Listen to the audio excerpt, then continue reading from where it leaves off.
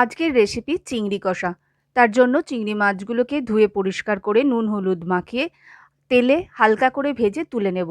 তারপরে আলু সেদ্ধ করে রেখেছিলাম সেটা দিয়ে দিলাম, তার মধ্যে নুন আর হলুদ মিশিয়ে ভেজে তুলে নেব। কড়াতে আরও একটুখানি তেল আর ঘি দিয়ে তার মধ্যে তেজপাতা, শুকনো লঙ্কা, গোটা গরম মশলা, গোটা জিরে ফোড়ন দিয়ে তার থেকে গন্ধ বেরিয়ে এলে পেঁয়াজ কুচি, আদা রসুন বাটা দিয়ে ভেজে নিয়ে আর একটুখানি টমেটো কুচি দিয়ে দেবো। টমেটোটা নরম হতে হতে এদিকে একটা মশলা বানিয়ে নেবো। নিয়ে নেবো দই, টক দইয়ের মধ্যে দিয়ে দেবো হলুদ, লঙ্কা গুঁড়ো, ধনে গুঁড়ো আর জিরে গুঁড়ো। সেটা ভালো করে মিশিয়ে একটা পেস্ট বানিয়ে নেবো। এবার এই পেস্টটা কড়াতে দিয়ে দেবো। কিছুক্ষণ কষিয়ে নিয়ে তেল বেরিয়ে এলে দিয়ে দেবো মাছ আর আলুটা। তারপর এর মধ্যে দিয়ে দেবো নুন, চিনি আর অল্প একটু জল। কষিয়ে নিয়ে কিছুক্ষণ ঢাকা দিয়ে এই ৩-৪ মিনিট ঢাকা দিয়ে রেখে দিয়ে হতে দেবো।